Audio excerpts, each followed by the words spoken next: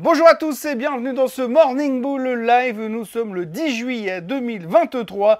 Nouvelle semaine, enfin une vraie semaine complète avec plein de trucs qu'on va devoir réfléchir tout plein avec ce qui va nous tomber dessus ces prochains jours.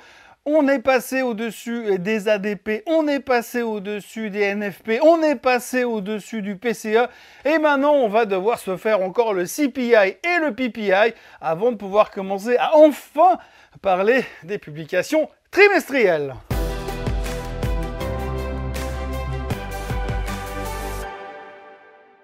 Oui, donc on est noyé dans la macro. Si je fais un retour en arrière et qu'on se projette là où nous étions à l'époque du plafond de la dette, oui, souvenez-vous, il y a quelque temps, on était encore stressé par le plafond de la dette. Eh bien, si je reviens à cette époque-là, eh bien, une fois qu'on a passé l'étape du plafond de la dette, on s'est concentré sur l'inflation, sur ce que les banques centrales allaient faire, comment ils allaient le faire, et en fonction des chiffres qui allaient tomber, ce qui pourrait éventuellement peut-être se passer dans les prochains mois. Et puis, depuis quelque temps, eh bien, on est vraiment axé sur ce que la Fed va nous faire.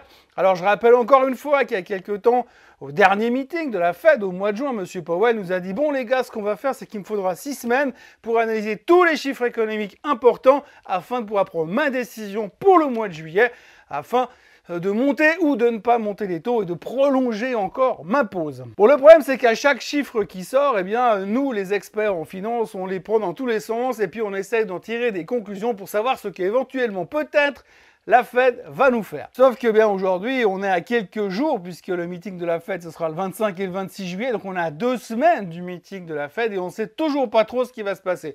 Bon, par rapport aux chiffres qui sont sortis jusqu'à maintenant, il y a une quasi-certitude. 92% des experts en finance à Wall Street pensent que la Fed va monter les taux de 0,25%. Maintenant, la question qu'on est en train de se poser, c'est qu'est-ce qu'il va faire après ? Parce que nous, on attend toujours le moment où il va commencer à pivoter et dire « je ne suis plus Hawkish, je suis dovish » et dorénavant, j'attends la prochaine occasion de baisser les taux.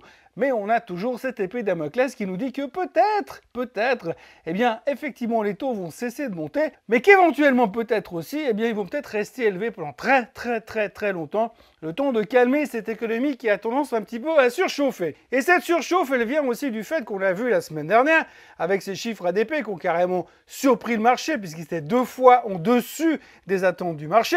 D'ailleurs, on s'est dit vendredi, ouh là là, ça va être une horreur, parce que si les chiffres ADP sont aussi bons que ça, eh bien les chiffres des NFP, les non-farm payrolls, seront encore meilleurs, et on va encore se faire squeezer un peu plus. Eh bien, pas du tout. Ce qui est assez fou, c'est que vous avez des ADP, des chiffres ADP qui sortent jeudi à 497 000 créations d'emplois, et que le lendemain, les chiffres NFP, ceux du gouvernement, ils sortent à 209 000. Bon, on n'est pas tous d'accord. Visiblement, un Américain ne compte pas pareil en fonction de comment il est calculé, mais peu importe. Ce qu'il faut retenir, c'est que finalement, eh bien, nos NFP sont sortis légèrement en dessous des attentes, ce qui était plutôt rassurant par rapport à la problématique de l'inflation, etc., etc. Et là encore, à l'intérieur des NFP, souvenez-vous, le mois dernier, on s'était stressé parce qu'on était satisfait, parce que finalement, le taux de chômage augmentait un petit peu. Alors là, ça n'a pas changé grand-chose au niveau du taux de chômage. Là, on s'est rendu compte cette fois que le salaire moyen, lui, cette fois, il augmentait plus 4,4%. C'était beaucoup trop. Forcément, si les gars ils reçoivent beaucoup trop d'argent à la fin du mois, qu'est-ce qu'ils vont faire ?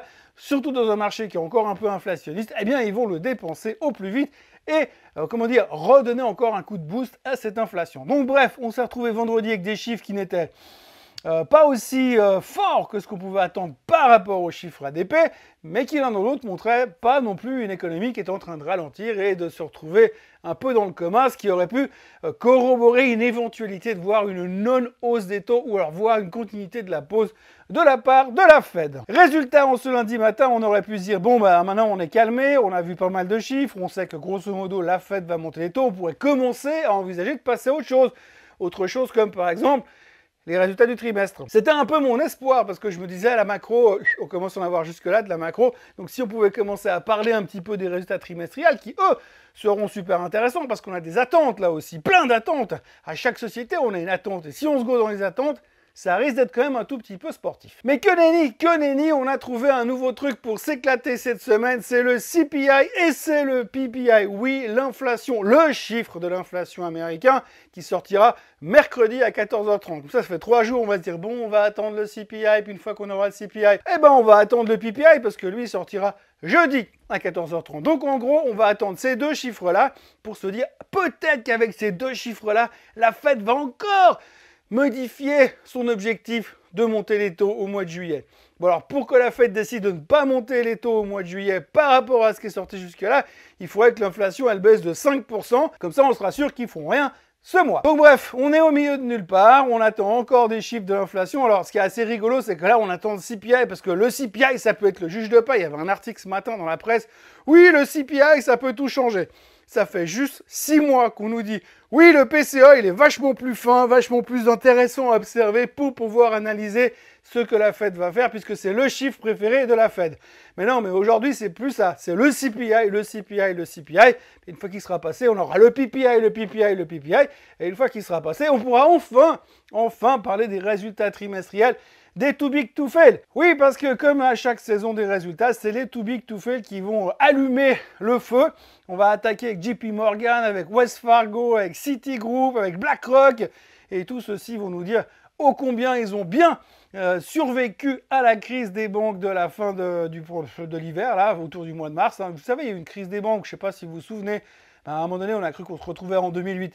Bref, ils vont nous montrer qu'ils ont été super forts, qu'ils sont vraiment les meilleurs du monde et qu'encore une fois, les banques sortent grands vainqueurs de cette crise avec des résultats canonissimes, certainement révisés à la baisse ces derniers temps par les analystes qui avaient peur qu'il y ait un petit peu de déception. Bref, on va enfin pouvoir parler de résultats trimestriels à partir de la fin de la semaine et peut-être pendant quelques temps, on va moins parler de macro, surtout qu'en plus, à partir de la semaine prochaine, ils vont arrêter de laisser parler les banquiers centraux parce qu'on s'approchera du meeting de la Fed du mois de juillet et on va pouvoir se concentrer sur des vrais résultats, sur une vraie tendance économique sous-jacente, voir comment l'économie américaine fonctionne vraiment bien. L'économie européenne d'ailleurs aussi, puisqu'on va avoir aussi pas mal de résultats en Europe à partir de la fin de cette semaine et du début de la semaine prochaine. Mais d'ici là, pour l'instant, c'est CPI et PPI. Et puis comme on est super concentré sur l'effet CPI et PPI, eh bien on s'occupe aussi du CPI et du PPI en Chine.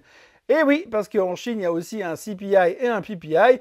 Et il est sorti ce matin et ils sont pas bons. Et encore une fois, on voit que le rebond post-Covid, il rebondit pas tant que ça. Hein. Pour l'instant, c'est plutôt ce qu'on appelle un dead cat bounce.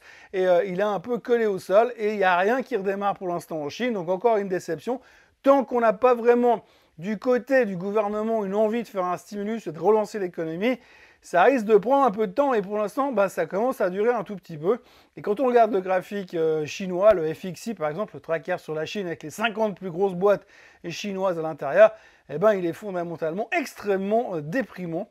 On dirait qu'il est en train de se bourrer de Xanax pour essayer de tenir le coup jusque-là. Voilà, donc pas grand-chose d'autre. Hein. Quand vous regardez les nouvelles du jour, il n'y a pas de nouvelles du jour aujourd'hui. On revient sur ce qui s'est passé un petit peu la semaine dernière. On anticipe ce qui pourrait se passer ces prochains temps. Mais pour être franc, aujourd'hui, on a un taux de réussite qui frise quand même le 48%. Donc on n'a pas trop de quoi s'exciter.